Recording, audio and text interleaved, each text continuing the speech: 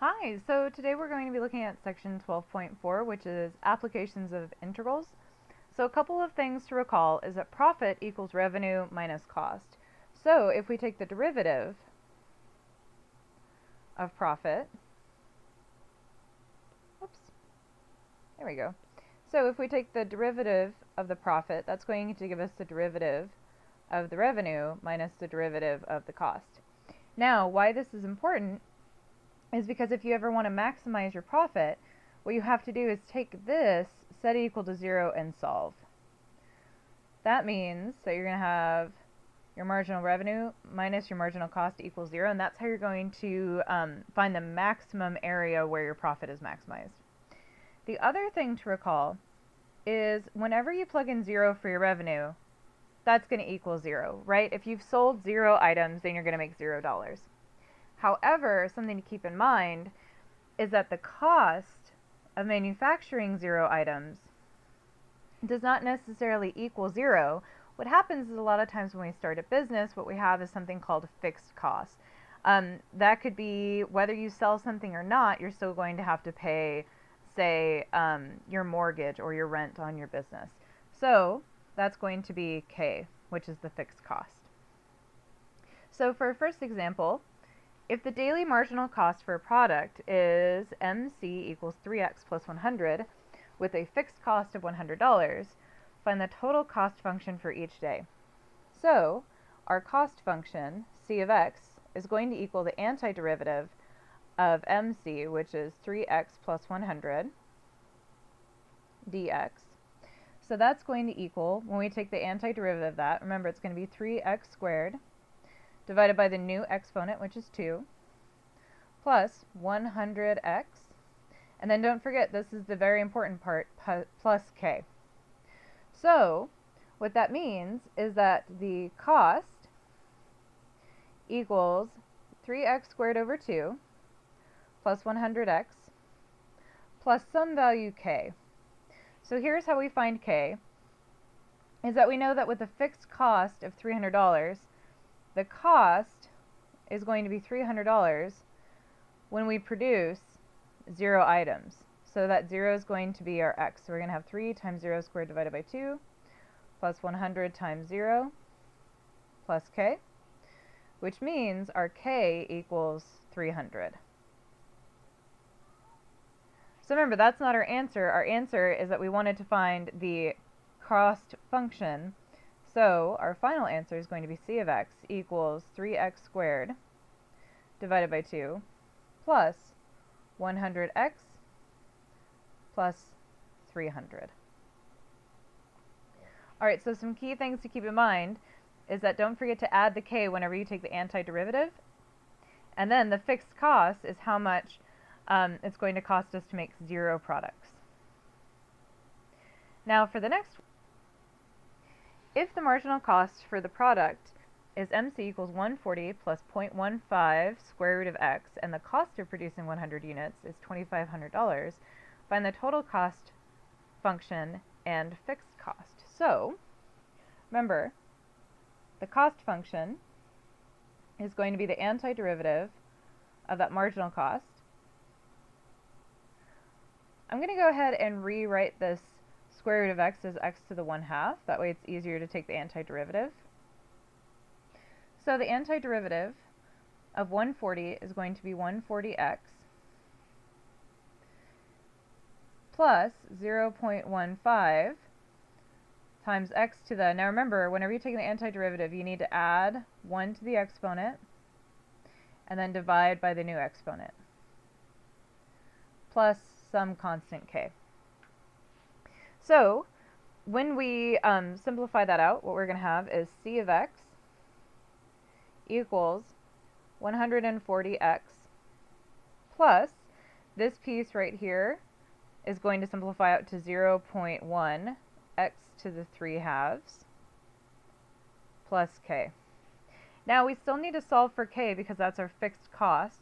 So what it says is if I produce 100 units, it's going to cost me $25,000.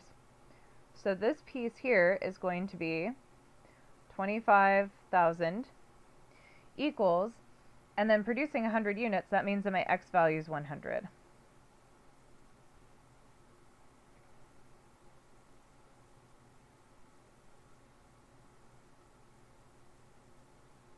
So when I work this out and I solve for k, that's going to give me that my k value is going to equal $10,900. So my cost function is going to be 140x plus 0.1 x to the 3 halves plus 10,900. Okay, great. All right, so a form knows that the marginal cost for a product is MC equals 6x plus 60, and the marginal cost revenue, our MR, equals 180 minus 2x. And its total cost of production is 10 items. Of 10 items is $1,000. So find the optimal level of production. All right, so here's how we're going to do that.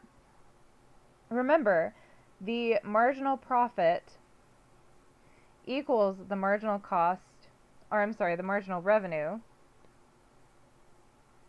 minus the marginal cost. Now, if we want to optimize something, what we do is that we take its derivative and set it equal to 0. So what that means is we have to take 0 equals, and then the marginal revenue minus the marginal cost.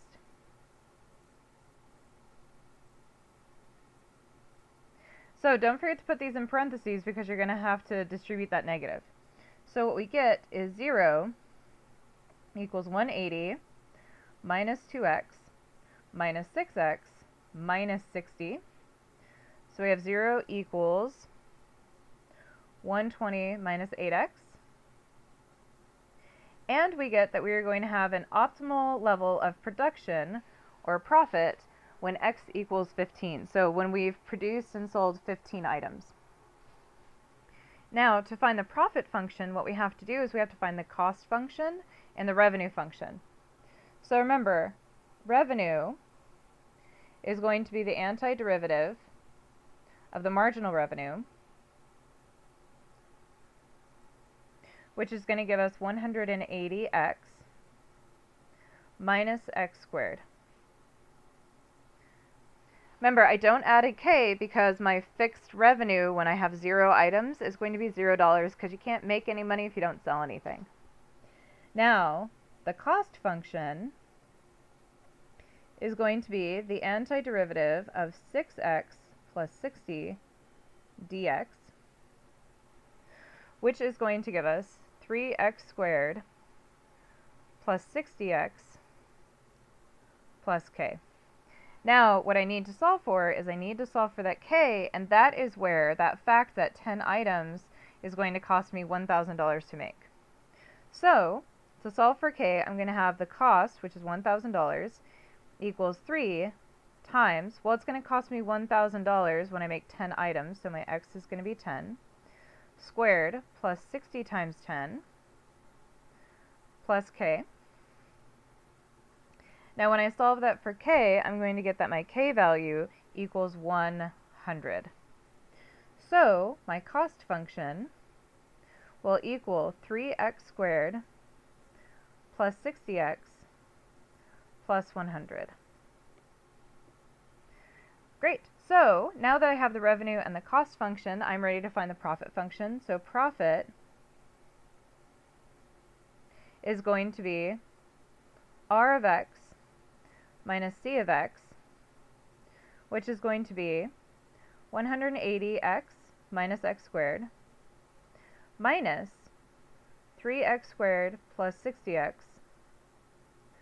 plus 100.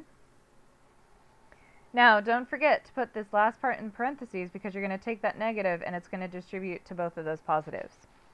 After you do that and simplify, what we're going to have is p of x is going to equal negative 4x squared plus 120x minus 100, and that is going to be our profit function. Now, the very last question is that we want to find the profit or the loss at the optimal level of production. So, remember, the optimal level of production is going to happen when we sell or produce 15 items. So we want to take that 15 and we want to plug it into our profit function and see what is our profit. Do we make a profit or do we make a loss? So when we plug that in, what we are going to get is that P of 15 is going to give us $800, which, since that's positive, means that we made a profit. Good. Now, the next thing we're going to talk about is something called the national consumption and savings. So what we do is that we use this national consumption function, C of Y, where Y is the national disposable income, and C is the national consumption. So this is important to remember. Y is disposable income, C is consumption. Okay, so the marginal propensity to consume is C prime. This is called the Keynesian analysis, so pronounced Keynes, okay?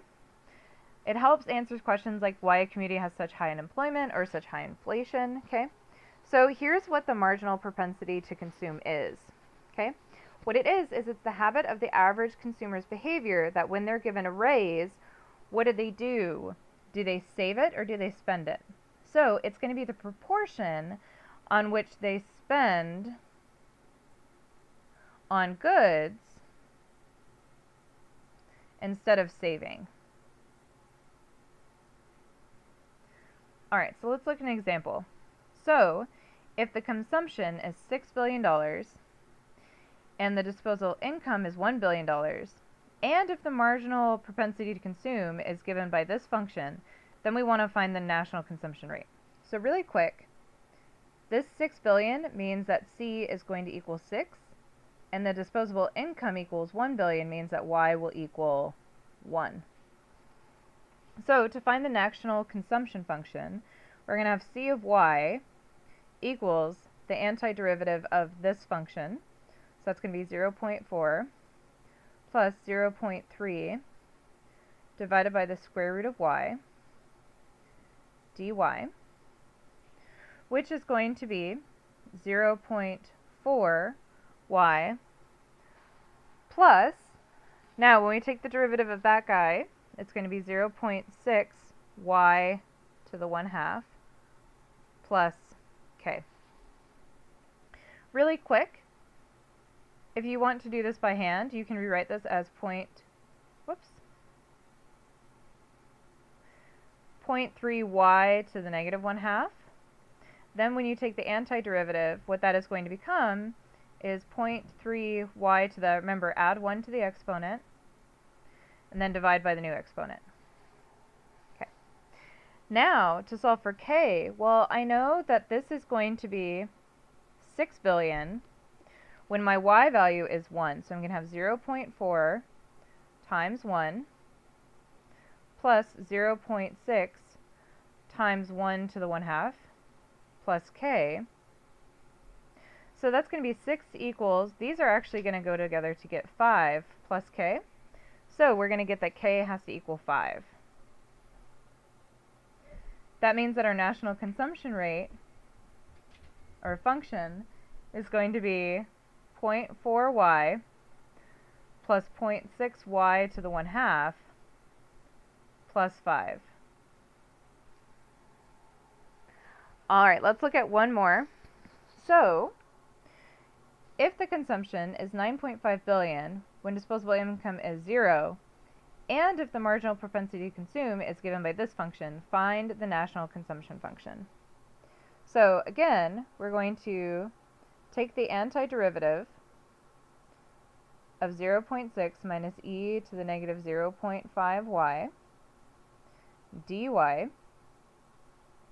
and that's going to give us 0.6 plus 2 e to the negative 0.5 y plus k. Again, what this is the antiderivative of e to the negative 0.5 y is going to be